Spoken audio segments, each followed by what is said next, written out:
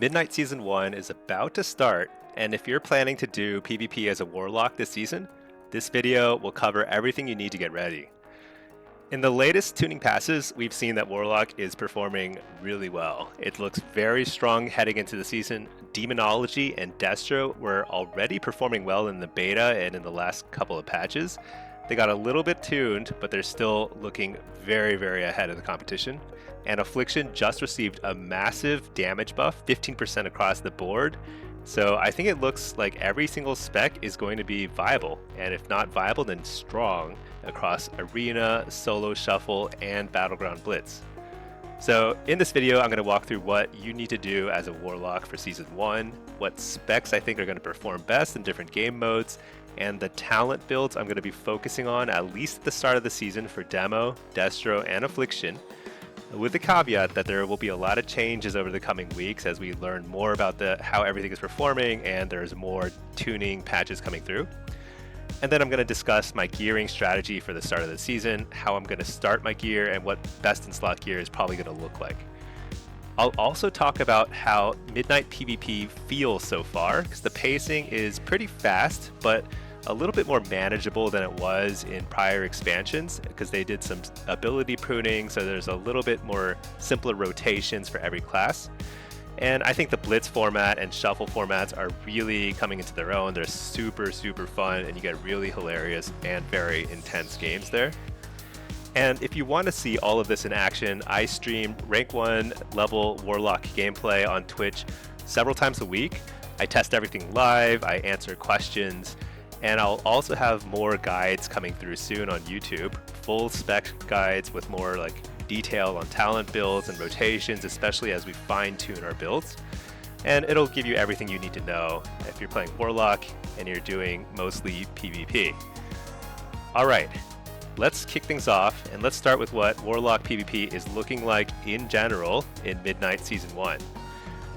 The main thing to think about for Midnight Season 1 as a Warlock is how awesome we are. All three specs are looking super good. So Demo and Destro especially look very, very strong in all forms of content. And Affliction, we don't know just yet how the buff is going to feel, but I think with 15% extra damage, it might solve a lot of our issues as an Affliction lock. Might be able to get a lot more pressure out in Arena, Shuffle, Blitz, you name it. In terms of game mode expectations, I think Affliction and Destro will remain top tier specs, especially in Blitz. I think they'll be really good at controlling objectives and contributing a ton to team fights, a lot of spread damage, but also a lot of focus fire damage, and the ability to do damage on the move, curse of exhaustion people at range, slow them down, and kite people around. Demo is looking exceptionally good in Solo Shuffle and Arena, and it's probably going to be pretty strong in Blitz too. I think it's going to take people by surprise by how much more damage Demo does in team fights than it did in prior expansions. So it's going to be very strong in team fights. It still has a little bit of a weakness when it comes to mobility, but it makes more than makes up for it when it comes to objective gameplay and winning in the 2v2 kind of situations. So, content this season, Warlock is going to be good at everything in PvP. It's also very good at solo content and PvE, so delves, Mythic Plus dungeons, Mythic raids, you name it, Warlock will be up there with the best. Personally, I plan on spending a lot of time with the Delve end boss. I always find that a really fun challenge every season. I'll push in M+, at least somewhat, but I will be focusing mostly on PvP because it's my favorite stuff to do in the game, and I'll be doing a ton of that on stream. In terms of expansion impressions, take a look at, this is the main city. This is Silvermoon City. It's just the awesomest place. I think it's like the best looking capital city ever. I think ever in WoW. It's super cool. The whole look and feel, the music, everything of Midnight is just really impressive, really fun. Highly recommend it. I think the quest lines are all pretty cool too. We'll see how the dungeons and everything is and how the gameplay feels in PvP, but I have really high hopes, really optimistic. Another big thing about Midnight is they made a bunch of accessibility improvements. They pruned a lot of abilities, rotations are a lot simpler, you can pick up classes very quickly, and so Warlock has always been one of the hardest classes to play in the game, and I think it's going to be easier than ever for people to jump in, start playing, especially just jumping into Blitz, which I think is the most fun, repeatable content you can do in the entire game. Super, super fun. All right, let's talk Demonology. Demonology looks really strong in Season 1. I've said that 15 times already. It's just really good. It has a ton of sustained damage now, and it has really high burst windows, like 1 and 2 minute burst windows that it didn't really have before. The biggest weakness with Demo before was its damage profile was very muted, and it never really topped damage meters. That is different now in Midnight. It is very strong.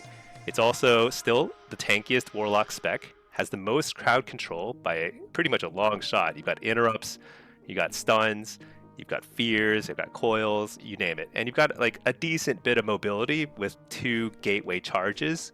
So you could go here, and then you can go right back if you regret your decision. And you still have your demonic teleport, so you can jump off something and teleport right back up.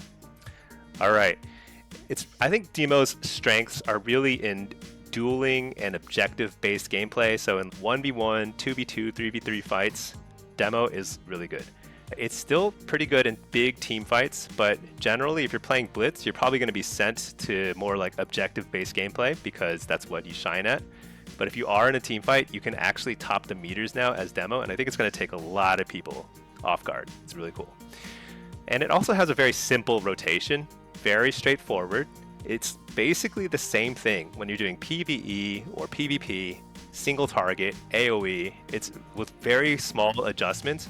It's really the same rotation, very easy to get used to it and just like focus on other things in the game like cooldowns and diminishing returns, things like that. Now it does have some weaknesses. It's more limited when it comes to mobility. So casting and moving is something that you're just never going to really have a lot of control over as a Demolock.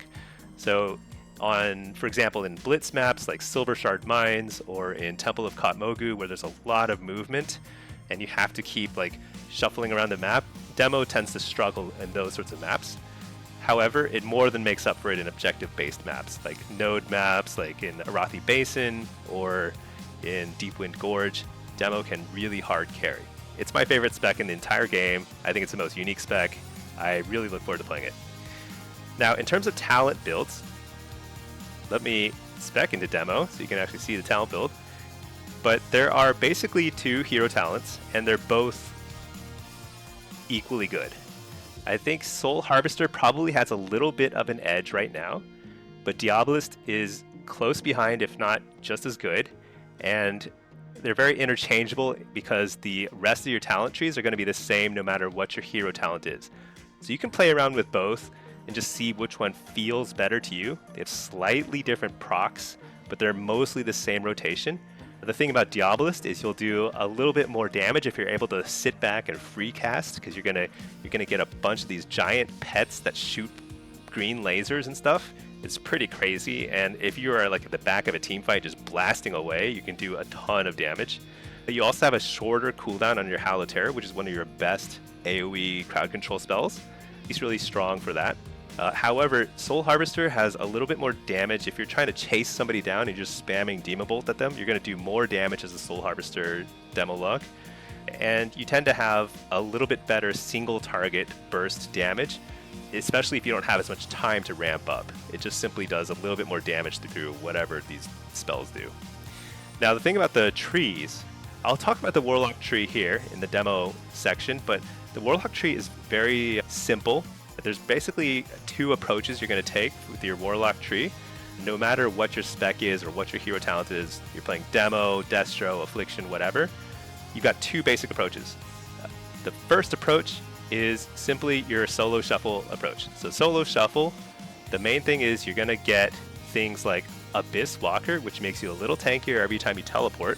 It's actually pretty nice. It's an 8% buff. It says 4 here, but it's 8% in Arena and Blitz, which is a very strong damage reduction cooldown, and you can do that very frequently.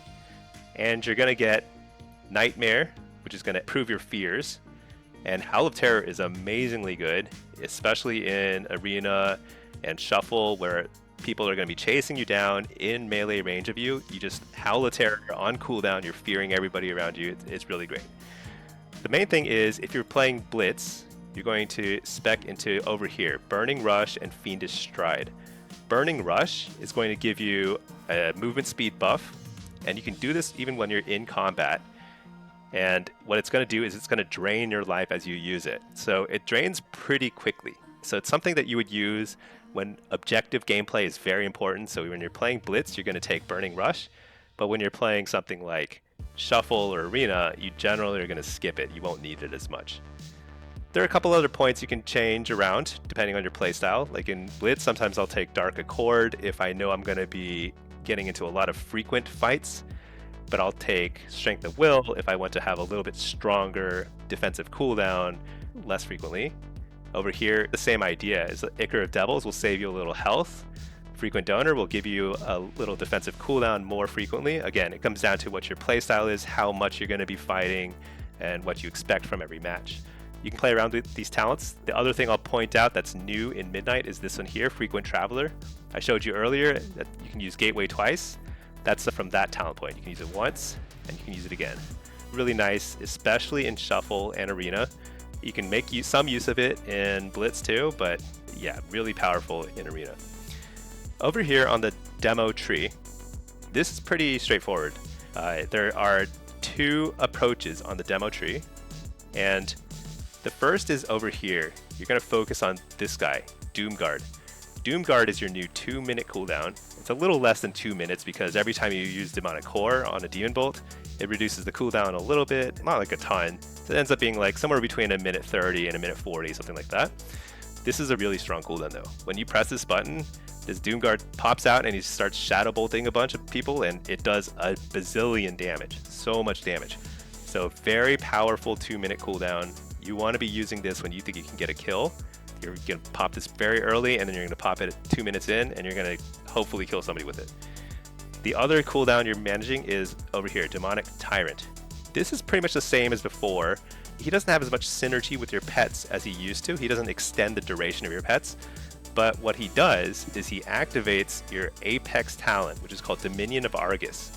This is massive. So now when you cast Tyrant, every time you cast 2 Hand of Gul'dans afterward, you will summon an extra pet, and these extra pets do a lot of damage, huge burst.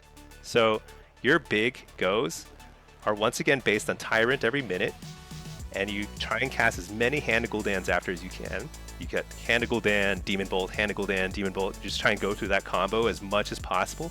If you can get to 2, 4, 6, even 8 Hand of Gul'dans after you cast Tyrant, you can do a crazy amount of extra damage because you'll summon all these extra pets through Dominion of Argus. You pair that with Doomguard every other Tyrant, and you'll be doing massive bursts with these. The rest of your tree is fairly straightforward. Over here you've got some talent points that improve your Wild Imps. Your Wild Imps are a pretty large source of your damage. Over here this improves your Felguard. He does a little less damage than he used to in prior expansions, but he's still strong enough to take these talent points. Dreadstalker talent points here, these are optional, these two right here. I haven't seen Dreadstalker do all that much lately, so I've been skipping these points and going this way instead. But it's a decent option if you like your Dreadstalkers. And then over here, especially if you like your Dreadstalkers, you might run with Vile Fiend. Vile Fiend is paired with your Dreadstalkers every time you cast it, because Dreadstalkers are now free with Demonic Calling. You definitely want to take this, by the way. Definitely take this. Now, sometimes you can get Vile Fiend and pair it with Mark of Farg or Mark of Shatug. This is going to do a little bit of extra damage, but it's hard to afford. It does definitely less damage than the Doomguard. So in most situations, you're going to run Doom and Doomguard instead. But if you find Doomguard a little bit harder to juggle, or you just want a steadier, higher damage profile overall, then you might run these instead. And these guys will do pretty decent damage. It'll take 1 button off of your rotation, and that's pretty nice. However, this is generally the build I'll recommend. Over here, you will almost always take Grimoire Fell Ravager. This is an extra interrupt, and the pet that it summons does a decent amount of damage too, pretty respectable. 2-minute cooldown, and even while it's on cooldown, you can still interrupt people with your spell lock. Pretty cool. And over here, this you'll always take Hellbent Commander. It's a huge damage buff. And to Hell and back, this one is a little bit more optional. I think it's pretty nice, but if you want, you can move this over here to Vile Fiend, pretty valid option there. I think what we're going to do over the coming weeks is we're going to test and see what's really performing where so we can fine-tune the build, but this is the overall gist of things. In terms of PvP talents, these are unchanged from prior expansion. So in War Within, we were running exactly the same thing, Nether Ward and Soul Rip. So this reflects stuff. This will be a good offensive or defensive cooldown. And then Call Fellord is really good at disrupting melee and just buying a little space around yourself. But there will be situations where Gateway Mastery will be very useful, especially if you're in a coordinated 3 versus 3 environment and you can tell your team, okay, it's time for us to skedaddle, let's all move this way. Gateway Mastery is really good for that. Shadow Rift, pretty good. I don't tend to run it very often. You can make some pretty crazy plays with Shadow Rift in Blitz, because when there's a bunch of people packed around an objective, you can move them somewhere else, which can lead to pretty crazy plays sometimes, but I do find that it sets you back a little bit if you're not running 3 combat talents. Bonds of Fel you'll never run, does basically no damage. Impish Instincts, this is very good if you're running into a lot of melee and you want extra mobility to help kite, very good. Bloodstones, you'll usually skip this as a demo lock because you'll usually want Pact of Gluttony, Demonic Hellstones instead. But these are very strong heals, you'll use them on cooldown. Alright, in terms of season expectations, I'll probably play more Soul Harvester than Diabolist. I'll play them both, I'm going to test them both, but I like the playstyle of Soul Harvester a little bit better. It's a little bit more flexible, and I think it synergizes really strongly with your Apex talent because of Shadow of Death. This gives you 3 extra soul shards when you summon your Tyrant. It just makes it so you don't have to save up shards before your go, which is, it basically makes it smoother to transition into a burst window. So Soul Harvester, I think, is a little bit better this season, but we'll see. We'll test them both. Now let's move on to Destruction. Destruction is very similar to how it was in the prior expansion. It is still very strong at doing spread pressure through casting Immolate or Wither on a bunch of targets, and it has a ton of focus fire, like burst damage through Chaos Bolts and through Soulfire. So Soulfire is the big differentiator between Destro of today versus Destro of the War Within. Before I go into that, I'll just mention the Warlock tree is the same exact idea as in the demo tree. You're going to run Burning Rush and Fiendish Stride when you're playing Blitz because you need to get to objectives ASAP. Very important. And you're often going to be running without a pet in Blitz if you're mostly doing team fights. However, if you're running with a pet because you're going to be playing around objectives and you want a Succubus so you can seduce stuff, or you want a Fell Hunter so you can win your 2v2, then you're going to run with Fell Domination and Summoner's Embrace, but otherwise largely the same in Solo Shuffle and in Blitz. This is the main difference in this. In terms of your hero talent trees, so Diabolist unfortunately is not looking that good for Destro this season. I think it probably could do with a buff. I think Diabolist Destro is lagging in PvP. You are giving up a lot of damage, you are not doing more burst damage, and you have a lot more trouble getting your casts out because you have to hard cast Immolate instead of instant casting Wither. It's basically all around a little bit weaker. It's hard to find a situation where Diabolist would be better, which is unfortunate because I think in prior expansions, Diabolist Destro was actually pretty fun. It's more like the way Destro used to play way back in the day, and it's really cool to summon a bunch of demons. But hopefully they buff this a little bit. But I'm going to probably be playing Hellcaller Destro at the start of Season 1, unless they come in with some more tuning patches over here. Hellcaller is very good. It just got nerfed, and it's still probably really good. Wither is amazing. You can spread Wither on everybody. It replaces your Immolate. It's instant cast. It's Shadow Flame, so if you get kicked when you're fearing, or you're kicked when you're casting like Incinerate or something, you can just pop a Wither on somebody and it feels great. You're still being productive. Malevolence is a very strong 1 minute cooldown. So every minute you pop Malevolence and all of a sudden you're just doing way more damage. It's crazy. It's really good. You pair that with the Destro tree here, and the Destro tree is really straightforward. There is very little flex here. I'll point out where you can make different choices, but for the most part, it's going to look like this. Main thing is over here, you can choose between Havoc or Mayhem. and they're both good. If you're a newer player and you're just picking up Destro, Mayhem might be a little bit easier to play because it's a passive, and what's gonna do, it's gonna proc, and it's gonna put a debuff on one of your enemies, and it'll automatically start duplicating spells that you're casting on your target. It'll also cast them on that other enemy, which is really powerful because you can cast something like Mortal Coil and coil 2 targets at the same time. It's a ton of instant CC, very powerful. It'll duplicate Chaos Bolts, Soulfires, you name it. If you are a little bit more advanced, I think Havoc is probably going to be better in most situations, both in Blitz and in Solo Shuffle, because you can control when you cast this instead of it being a proc. And it's a little bit better than it was last expansion because it's a little harder for enemies to remove Havoc, decurse it. So I think it's a pretty good option. You can go either way. The proc rate on Mayhem is very high, so it's not a bad option regardless. But you want to be using Havoc or Mayhem all the time, duplicating spells, and every time you proc it, you want to be copying your coils and hard-hitting spells. Over here, you're going to notice that Summon Infernal is now a 1.5 minute cooldown instead of 2 minutes. This is actually pretty big.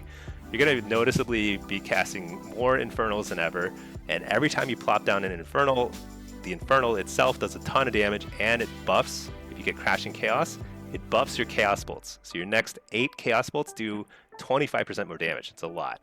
It's a very strong cooldown. You're using it every 1.5 minutes. It's a little weird because it doesn't pair that well with Malevolence, because 1 minute versus 1.5 minutes, it's weird, but you're still going to plop them down on cooldown and get a lot of mileage out of it. Over here, you're always going to take Reverse Entropy. The 15% haste buff is very noticeable and very strong. Here, you're going to run with a pet in most situations, except when you're doing like team fights in Blitz, then you'll run Grimoire or Sacrifice. And then over here, this is the big difference between the prior expansion. Soulfire is now, it was good, it's now insanely good. It hits harder than Chaos Bolt, and it can crit way harder than your Chaos Bolt, so it's very strong. And when you cast Soulfire, it'll also summon an Avatar of Destruction, the Overfiend. He will blast your target with more Chaos Bolts. It's a lot of burst damage. It's a weird cooldown setup. You got a minute here, a minute and a half here, and a 45-second cooldown here on Soulfire. But you want to be casting Soulfire all the time. It's so good, especially if you pair it with Havoc. You get extra soul shards out of it, you do a ton of damage, it applies Wither, really great. These over here are just extra damage nodes. They're pretty good, pretty passive though. And the other thing to note is over here are a bunch of talent points that are good in PvE, but they're all AoE spells, like Rain of Fire stuff and Channel Demon Fire. These all help in PvE. You're generally not going to run these at all in PvP, so don't even worry about it. And over here, this is your Apex talent. Your Apex talent is pretty straightforward. It's basically just extra damage. You don't really need to think about it much. You're not going to be playing around this at all. Just know that you're doing some extra damage with it, and it is worth it. PvP talents for Destro, these are also unchanged from the prior expansion. Fell Fissure, it's very good. It helps lock down your target as you're Chaos Bolting them in the face. You get more Chaos Bolts on them, it'll reduce healing, really good all around. Nether Ward and Soul Rip, these remain very strong contenders in every situation. You're always going to get some mileage out of them. Impish Instincts, great against melee. Shadow Rift, great in Blitz for certain situations when you want to move people from an objective. And Gateway Mastery, again, good in a coordinated situation. Bonds of Fel, Bloodstones, Bane of Havoc, you're basically not going to run them. I think Bane of Havoc actually is still bugged in a lot of situations. It doesn't work with Mayhem too, so you're basically never going to take that. And that's pretty much Destro in a nutshell. I would say that I'm going to be playing a lot of Hellcaller Destro in a lot of situations. I'll test Diabolist here and there, and I'm going to try and fine-tune the build a little bit, but for the most part, it's probably going to look very similar to this, and I think it's going to be very strong, especially in Shuffle and Arena. All right, let's move over to Affliction. So Affliction is interesting because I've been playing the beta for a while, the Midnight Beta, and it has been a little bit of a struggle playing Affliction because it is noticeably weaker than it was in War Within. However, on Tuesday, when Season 1 starts, there's going to be a patch and it's going to change Affliction completely because it's getting a 15% overall damage buff, which is insane. That's one of the biggest buffs I've ever seen. And it's getting additional backlash damage. So when somebody dispels Unstable Affliction, they're going to take 25% more damage. It's really good because those were the two biggest issues that Affliction had. It was not doing enough damage to really pressure enemy teams, and it was too easy to shut down their damage by simply dispelling all their dots in one global cooldown. You take a little bit of damage, wasn't that painful, so everyone would just dispel on cooldown. This might actually cause healers to have to think about whether they should or shouldn't dispel, and that's very massive. And I think the extra damage buff is probably going to put Affliction into a tier where it's going to win if a game runs really long. There'll just be overwhelming pressure and harder to heal through dampening. So I think things are looking up for Affliction, especially in Blitz, but also in Arena and Shuffle when it was struggling even just a week ago. So, strengths for Affliction. Very strong spread pressure through dots. You can easily apply a ton of dots to a lot of targets. It's easier now than ever because Agony, which is one of your main dots, it applies 2 at a time to 2 targets at the same time. And also, with Seed of Corruption has a lot more utility now. I'll go into that in a second, but it's very easy to apply Wither to a lot of targets. And Unstable Affliction is now, it's a little different than it was in the prior expansion. It can stack, so you can put multiple instances of UA on a target, but it does use up a soul shard each time, but it can help you do a little bit more damage in a burst on a single target. And so it's a little bit different gameplay than before, but very strong in terms of spread pressure. It also can play objectives very well because you can throw a Curse of Exhaustion on somebody in Blitz and it'll slow them, and if you have the Jinx PvP talent, it'll apply 2 dots. They'll start rotting away and they're moving super slow. It's very annoying for them. It's very good in Blitz, so I think Affliction's looking very good. You can play at max range and kill somebody from range, or you can play team fights and try and rot an enemy team down altogether.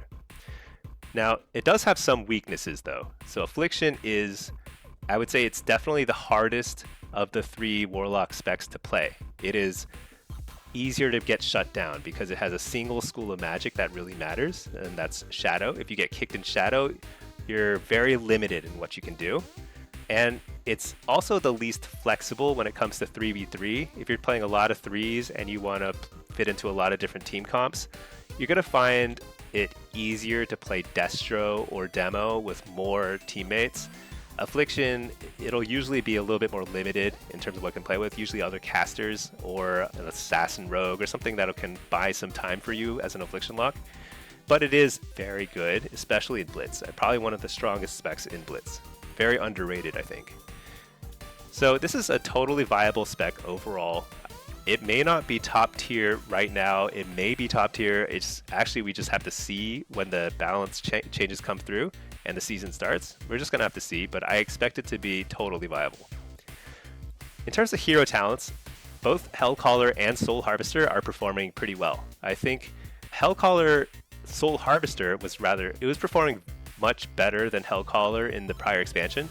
However, I preferred playing Hellcaller even in War Within, and it was still totally viable, very strong, especially in Blitz. And I think right now it might be performing a little bit better, and that's because Malevolence is just an awesome cooldown. Every minute you press Malevolence, and every target that has Wither on him is simply rotting away and it's doing a ton of damage. Soul Harvester, your damage profile is a little bit different because you're shifting more damage to your Haunt Shadowbolt combo, which actually has very nice synergy with your Apex, because your Apex talent now for Affliction, it will do more damage associated with Haunt. So Soul Harvester, Hellcaller, I think it's more of a playstyle decision. I find Hellcaller a little easier to play. Soul Harvester, it's a little more straightforward, like you're doing your Haunt Shadowbolt combo every 15 seconds, and that's a big part of your damage rotation. Hellcaller, you're just like spreading Withers and hitting your Malevolence button. Both are very strong, both are very fun, and I think you just pick based on your playstyle.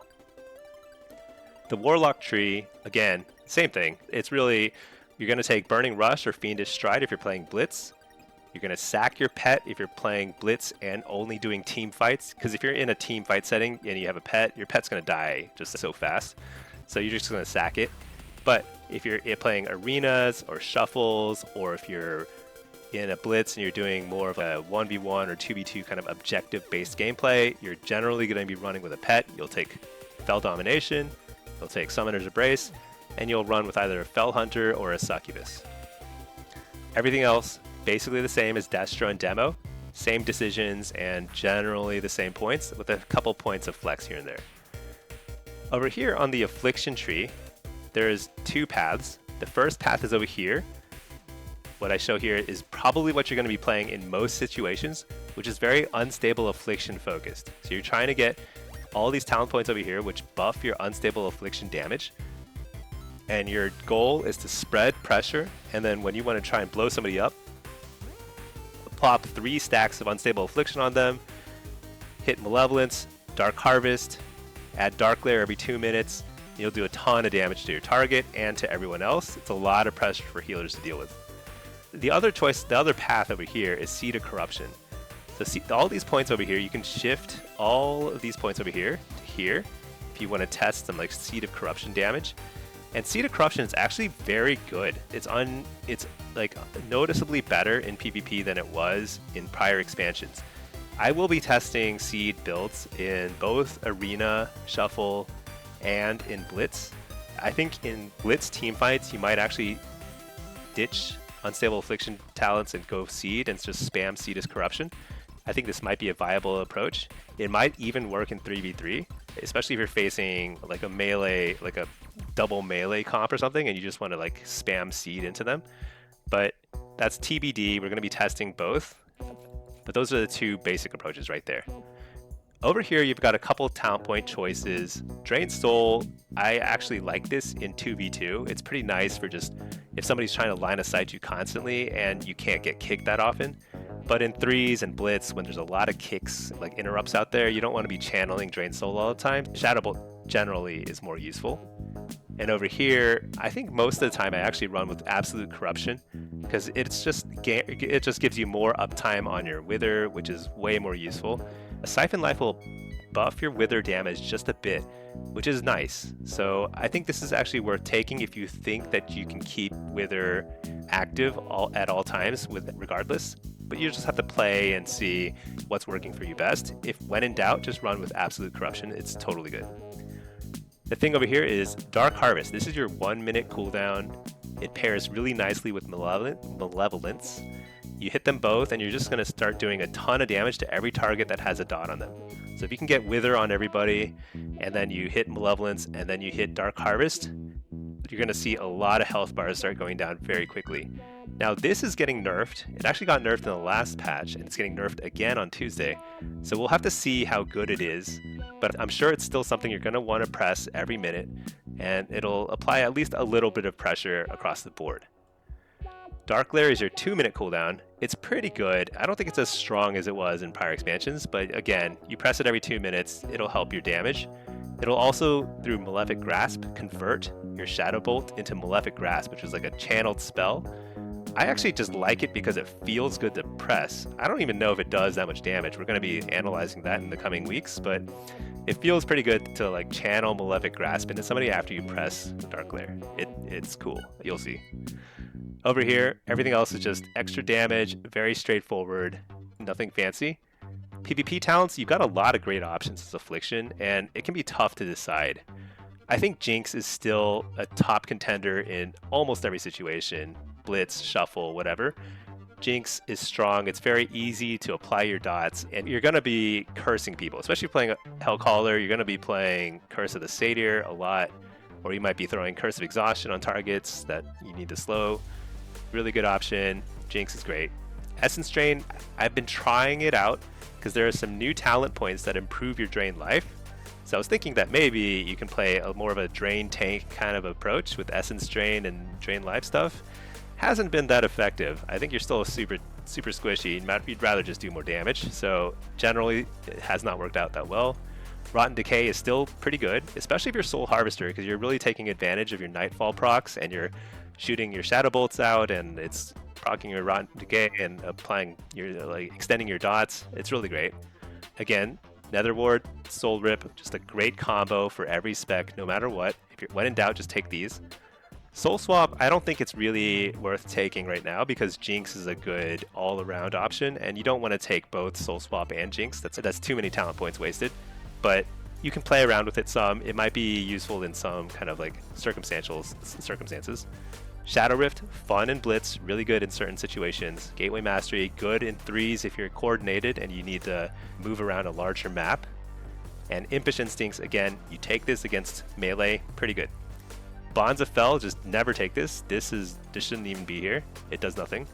And then Bloodstones. So Bloodstones, I actually will be playing around with this some, especially in Shuffle and potentially some in Blitz. But it can add a surprising amount of damage to your go. Now the thing is, Demonic Health Stone is really good. It's a really good defensive cooldown. Every single minute you just heal yourself for a bunch. So it's hard to sacrifice that, but Bloodstones actually might be decent in certain situations because it pairs nicely with your big cooldowns of Malevolence, Dark Harvest, that kind of stuff. We'll test it some, but it's probably more of a gimmick than it is anything else. Just to summarize, I think I'll be playing more Hellcaller than Soul Harvester, at least at the start of the season, but we'll test both.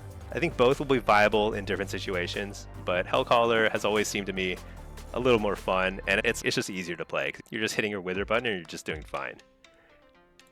Alright, now in terms of gearing up for Season 1, gearing is a little more complicated because we don't have as much information right now about what the best crafted items are.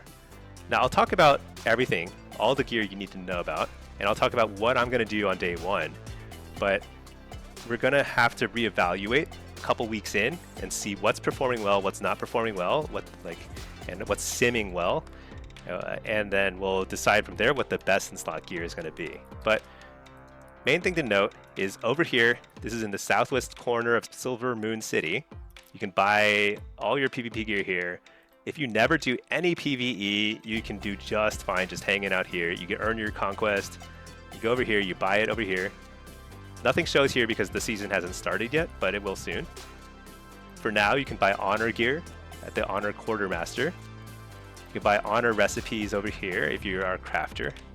And over here, presumably you'll be able to buy bloody token gear, which is what you get from doing like PvP world quests and stuff. You don't have to do that stuff, it's pretty optional.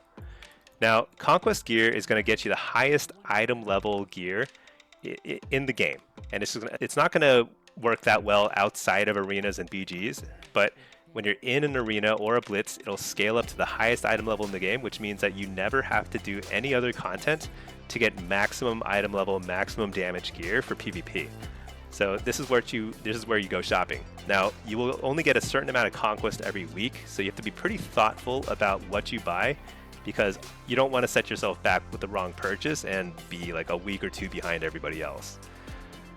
In terms of stat priority, you're going to be running, in general, haste and versatility above all else.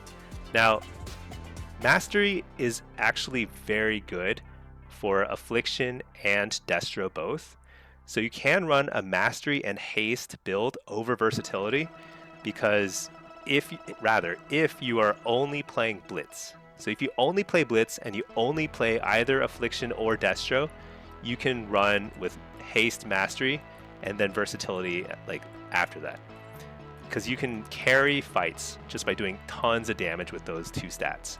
However, if you're not sure, or if you might play demo, or you might do a mixture of solo shuffle and blitz or whatever, just go for haste and versatility on every single piece and you'll be perfectly fine.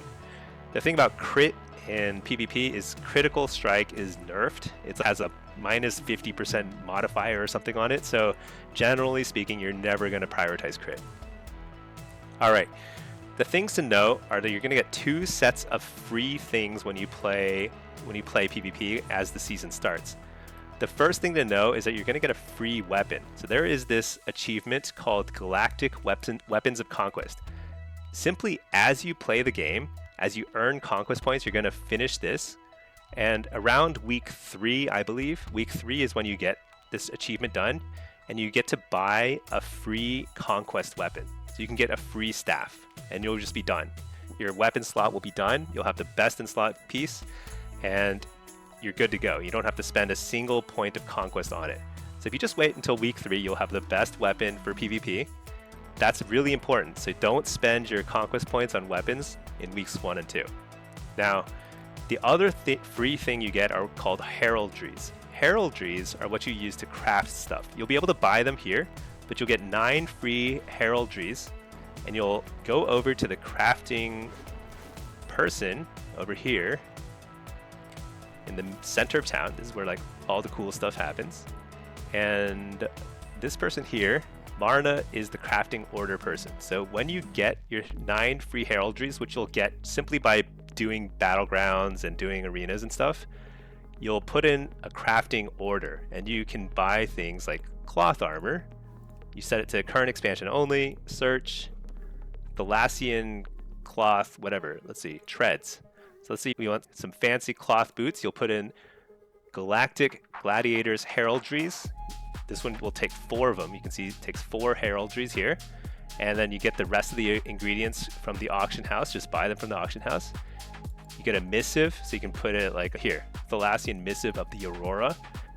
So it guarantees versatility and haste, so you get the right stats on your boots. And then this is what's called an embellishment. You don't have to put in an embellishment on any crafted gear, but you can on up to 2 pieces of like, only 2 pieces can have embellishments at all. And this is where I don't know, and I don't think anybody knows exactly what to get, because there's a lot of options. They give you stat buffs, they do damage procs, and we're just gonna have to see what is working out the best. It is likely that Arcano Weave lining is the best overall, and you're gonna probably run 2 Arcano Weave linings on 2 pieces of gear. So 2 pieces of cloth gear, you're gonna put on your back and your bracer, or your boots and your bracer, whatever you want. Probably 2 Arcano Weave lining will be the best in slot option. However, it's not totally clear. Devouring banding might be pretty decent. It gives you a stat proc and it does a little bit of damage, tiny bit of damage. And what makes things complicated is that there are different embellishments on different types of slots. So if you get a ring, you can craft it the same way. Use 3 heraldries, get these mats from the auction house, get your Aurora missive. And then the embellishment you pick, there's 3 different options here, and it seems like the best one might be Prismatic Focusing Iris, which is a damage proc, just a passive damage proc every now and then. It'll just add a little damage and you don't have to think about it. And I think this is probably what I'm going to start the season with, because you get 9 heraldries, and the thing about jewelry is they come with a little bit extra secondary stats. So a little extra haste, a little extra versatility, and they come with sockets, which so you can stick gems in there from day 1. So my plan for the start of the season is to use my 9 free heraldries to craft 2 rings, so 2 signets. I'm going to put haste and versatility on them. I'm going to stick Prismatic Focusing Iris on each of them. And then I'm going to get a neck piece, and I'm going to craft it here. Thalassian Competitor's Amulet, and I will not put an embellishment on it because I already have 2 embellishments on my rings.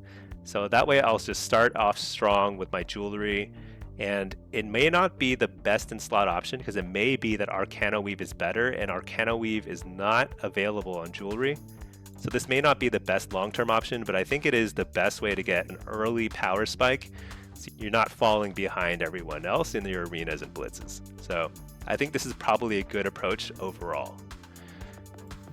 Now, the other thing to keep in mind is that the crafted weapons have even more different options when it comes to PvP. So if you get the Thalassian Competitor's Skewer, this costs a lot of competitors' heraldries, and you can put these Dark Moon Sigils on there. So you could get a main hand, offhand combination, put Dark Moon Sigil Hunt, which gives you secondary stat procs, or Dark Moon Sigil Void, which gives you versatility. It's complicated, right? But this is an option down the road. So your best in slot gear might actually be main hand, offhand, like dagger, offhand, caster stuff.